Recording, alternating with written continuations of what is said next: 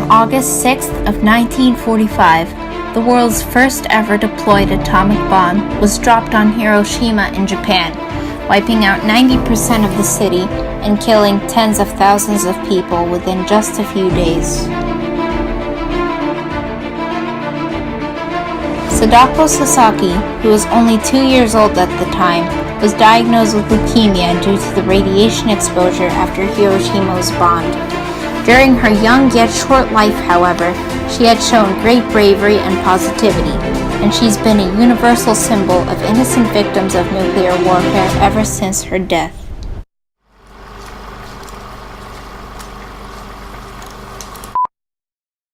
When World War II came about, the United States declared it would remain neutral, not getting involved.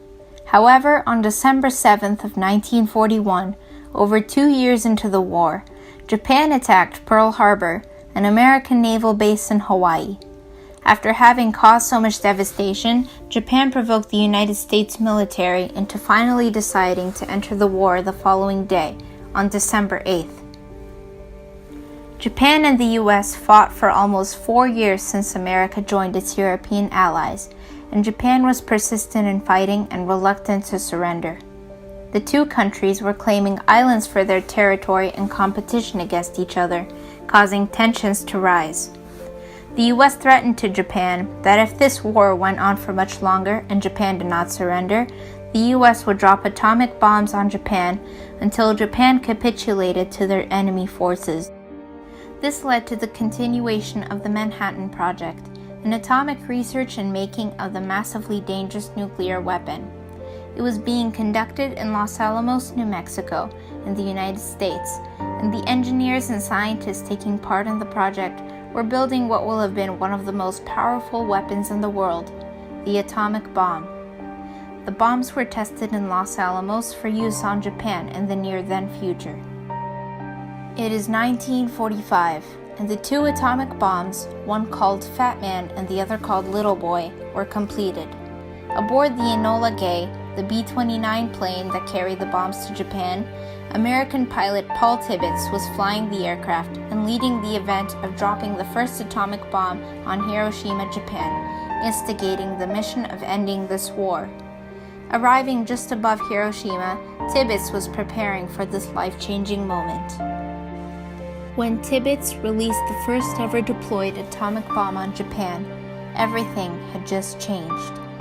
For America, for Japan, and for the world. "We turned back to look at Hiroshima," said Tibbets.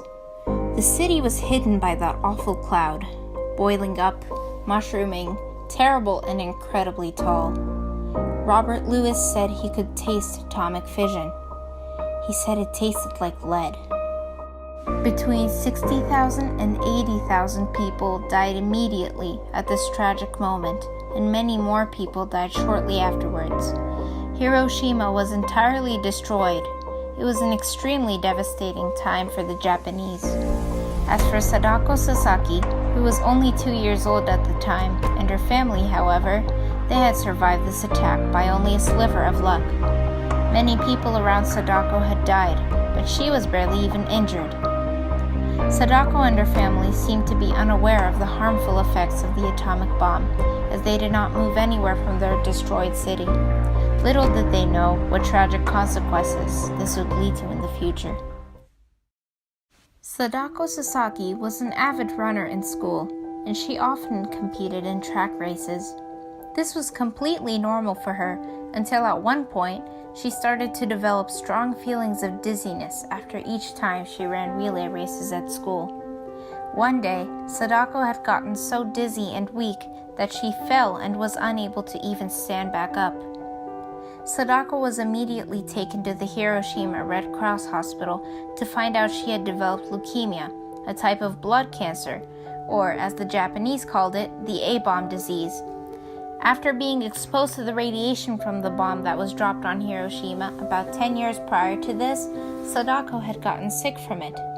Radiation is a pretty broad term, and it refers to energy that's emitted as waves or particles. So sunlight, the room lights, heat, those are all forms of radiation that's always around us.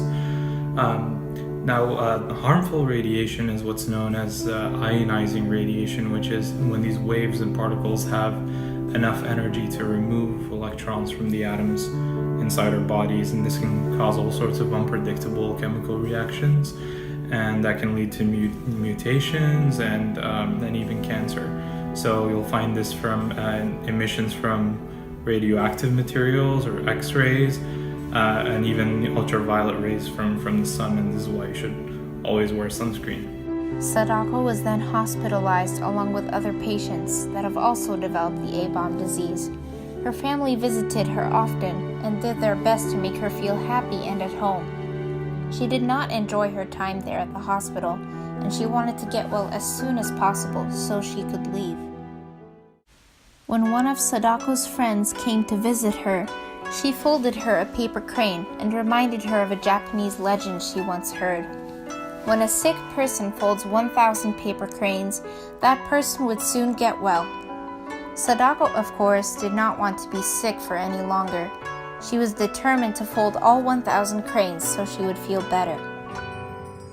On October 25th, 1955, Sadako died peacefully in the Hiroshima Red Cross Hospital at the age of 12. Sadako had folded 644 paper cranes before her death, and her friends and classmates decided to fold the other 356 to 1,000 to bury with Sadako. The world heard her name. Sadako's friends raised money to build a monument in the Hiroshima Peace Memorial Museum to honor Sadako and other victims of nuclear warfare. The monument depicted Sadako Sasaki holding a giant crane to represent her wish to fold 1,000 paper cranes.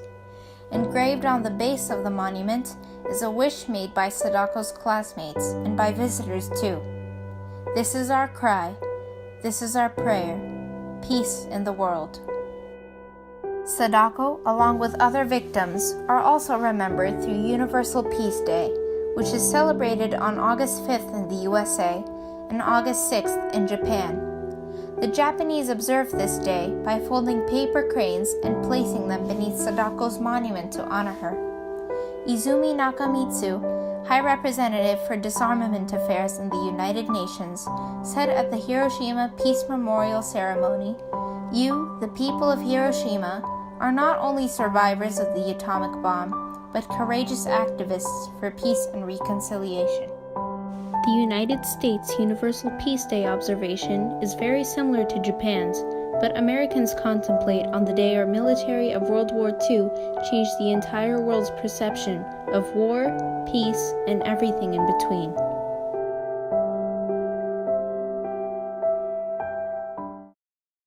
People all over the world started to widely recognize Sadako Sasaki as a symbol of innocence, bravery, determination, and peace. She was determined to get well as soon as possible, and she was determined to fight against leukemia, showing that peace could have been the better option to end the tensions between her country and their enemy, the United States. Sadako Sasaki portrays courage and peace to many people universally, and she is remembered by an innumerable amount of people in Japan, the US, and other places around the world. Even though she did not fight for her country in World War II, she fought her own battle with leukemia, and although her tragic death was caused by the calamity of the Hiroshima bombing, she triumphantly became commemorated in a way that conveys the message of world peace.